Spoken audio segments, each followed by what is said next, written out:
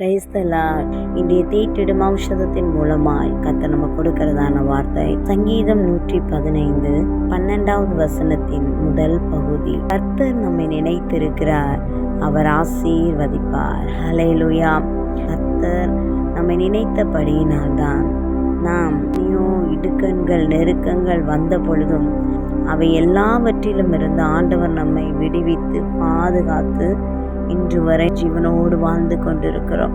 கர்த்தர் நம்மை மறக்கவில்லை. கர்த்தர் நமக்கு கொடுத்த வாக்கு தத்தமான வார்த்தைகள் இன்று வரை நிறைவேறாமல் ஒருவேளை காலதாமதமாகிருக்கு என்று நீங்க நினைக்கலாம்.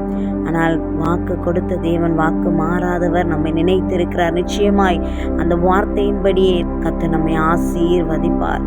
கர்த்தரை விசுவாசத்தோடு பற்றி கொள்வோம். கர்த்தர் மறவாமல் நம்முடைய வாழ்க்கையில் அதை வார்த்தையின்படி நம்மை நினைத்தருளி இன்னும் ஆசீர்வதிப்பார்.